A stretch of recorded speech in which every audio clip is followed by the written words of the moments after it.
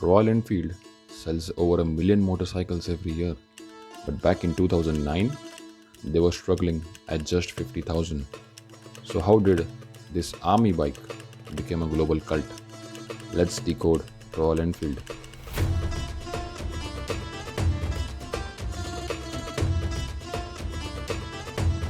In the early 2000s, the Indian motorcycle market was dominated by commuters. Bikes like the Hero Honda Splendor, CD Dawn, and Bajaj Pulsar 150 and 180 were ruling the streets. Then, in 2004, the movie Dhoom was released, and everything changed.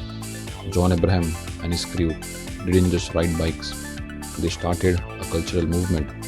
For the first time, motorcycles were seen as more than just a means of commuting. They became a statement, a lifestyle, something to rev, flaunt, and be proud of. Back then, Indian roads were emptier and traffic wasn't as chaotic as it is today.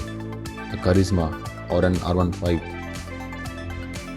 could be revved at high speeds without the back pain that riders today get while crawling through today's traffic.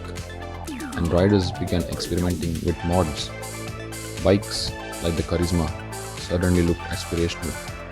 But through all this, Royal Enfield was still seen as an army bike, a rugged, military green machine meant for the defense forces, not the youth. Fast forward to 2009, that's when Royal Enfield flipped the script with the classic 350. Bold, rugged, and timeless. It was a masterstroke.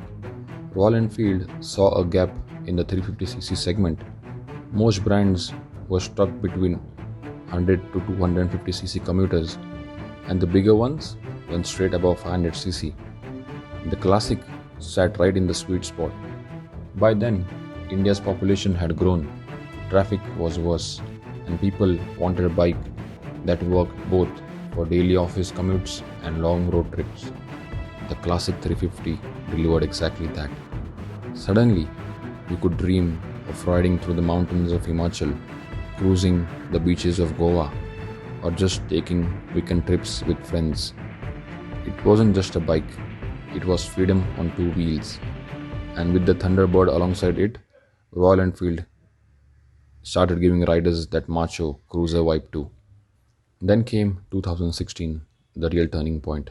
By this time, Royal Enfield had fully staged its comeback. A company that once sold just 50,000 bikes a year now had a waiting period. But there was still a question: what about the roads less traveled, the luggage, the comfort, the bad terrain? Royal Enfield answered with the Himalayan 411, India's first true adventure touring motorcycle. The dream of the Indian biker to explore the entire country on two wheels finally turned into reality. And this was genius. They priced it so the common rider would afford one. Suddenly, adventure biking wasn't just for the rich. It became mainstream. Pride, aspiration, exploration. Royal Enfield gave it all in one package. And they didn't stop. The Interceptor 650, Continental GT, Royal Enfield kept pushing boundaries.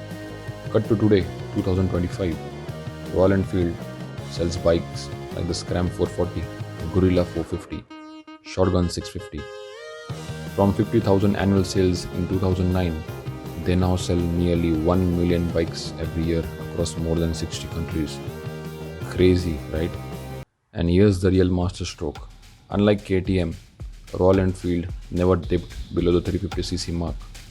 That decision kept their brand premium, aspirational, and powerful.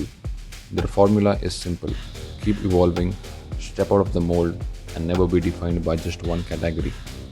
Consumer behavior is one of the most important factors in selling products, and Royal Enfield seems to know exactly what the customer wants and how the market evolves.